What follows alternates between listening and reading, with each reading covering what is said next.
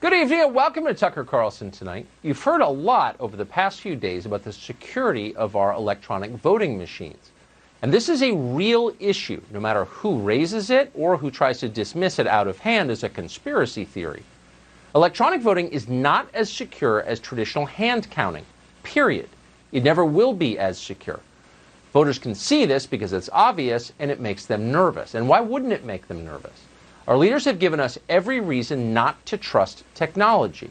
The people now telling us to stop asking questions about voting machines are the same ones who claimed that our phones weren't listening to us. They lie. We all know that.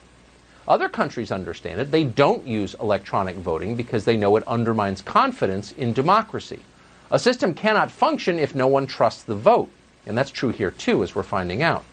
Going forward, we need to find out exactly what happened in this month's presidential election. We need to find out no matter how long it takes the investigation to unfold or how much it costs. And once we get answers from that investigation, we ought to revert immediately to the traditional system of voting, the one that served our democracy for hundreds of years. What we're doing now is not working.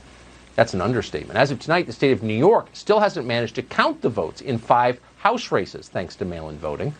That's a disaster. Let's stop pretending that it's not. But at the same time, we shouldn't let our focus on voting machines distract us from all that happened earlier this month. The 2020 presidential election was not fair. No honest person would claim that it was fair. On many levels, the system was rigged against one candidate and in favor of another. And it was rigged in ways that were not hidden from view. We all saw it happen. The media openly colluded with the Democratic nominees. Joe Biden and Kamala Harris refused to explain what they would do if they were elected. That's never happened before in any presidential election in American history, but the media allowed them to do it. At the same time, beginning in the spring, Democrats used our public health emergency for nakedly partisan ends. They punished Trump supporters for trying to gather, but they exempted their own activists, rioters and vandals from BLM and Antifa, from the COVID lockdowns entirely. They said this out loud. The restrictions they did enforce crushed America's small businesses, the heart of the Republican Party. And yet they made their own donors fantastically richer. Jeff Bezos alone saw his net worth jump by more than $70 billion during the pandemic. Then Democrats used the coronavirus to change their system of voting. They vastly increased the number of mail-in ballots because they knew their candidates would benefit from less secure voting.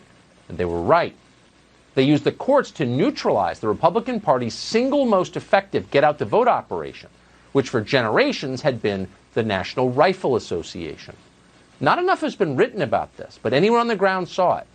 Thanks to legal harassment from the left, the NRA played a vastly reduced role in this election, and that made a huge difference in swing states like Pennsylvania and others.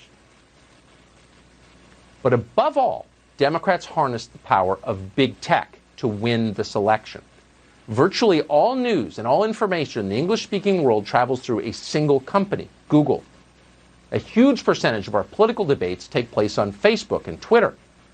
If you use technology to censor the ideas that people are allowed to express online, ultimately you control how the population votes. And that's exactly what they did. They rigged the election in front of all of us, and nobody did anything about it. Dr. Robert Epstein saw this coming. Epstein is one of the world's foremost experts on the effect of big tech on politics. Epstein is not a partisan Trump supporter. In fact, he's a Democrat. But he believes in democracy, and for years he has warned that Silicon Valley could steal this election. This is what he said when we spoke to him about a year ago. Google and similar companies like Facebook are completely unregulated in the United States, so they can do whatever they please. And if they all work together in 2020 to support the same presidential candidate, which is very likely, and probably it'll be a candidate that I support, by the way, they can shift upwards of 15 million votes with no one knowing that they've been manipulated and without leaving a paper trail for authorities to trace.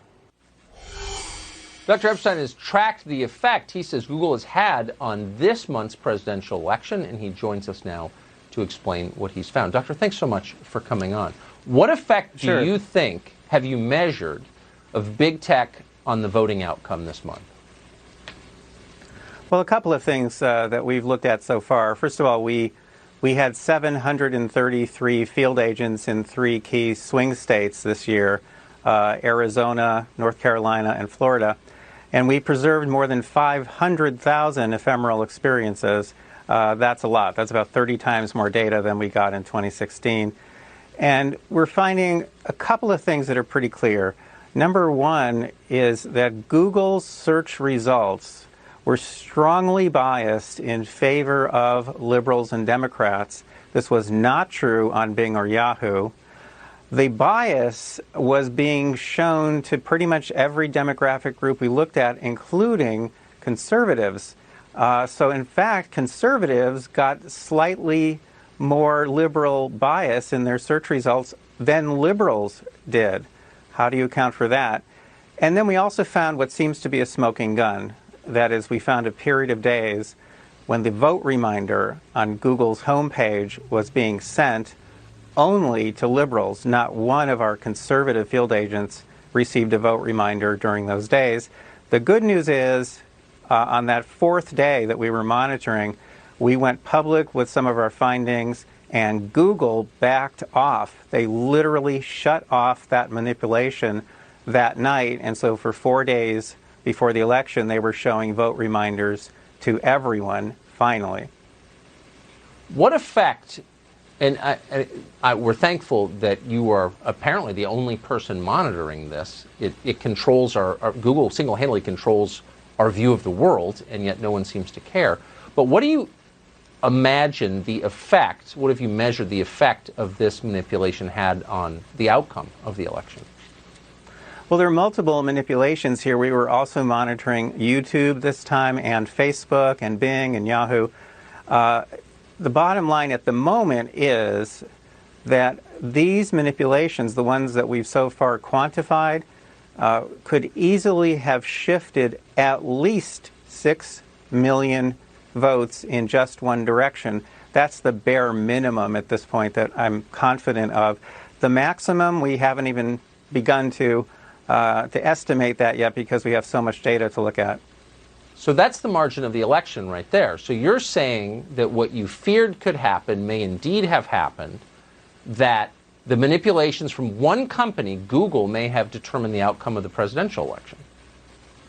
Well, we've been told this for nearly a year by whistleblowers from Google. We've seen it in leaked documents from Google, leaked videos from Google. There's no question that they set about after the 2016 election to make sure that President Trump, whom I do not support, by the way, to make sure that he is not reelected.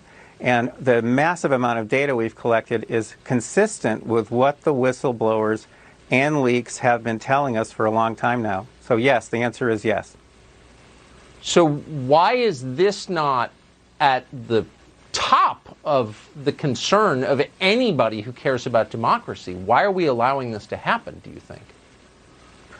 Unfortunately, the answer is pretty obvious. Google literally buys candidates and politicians, and my colleagues, my fellow academics, are often bought by Google with large grants. So, the fact is that if you're a Democrat or you're a liberal, you like what Google and to some extent these other tech companies are doing. You like it. It's to your advantage. The problem, though, is that we don't know who Google is going to be supporting tomorrow. And in fact, in different countries around the world, they don't necessarily support liberals. In some countries, they support conservatives. In China, they've worked with the Chinese government to help surveil and control the Chinese population. This is the story right here. Dr. Epstein, I hope that you get the funding that you need to continue this research. I think it's hard to think of many things more important, and I hope that changes are made immediately.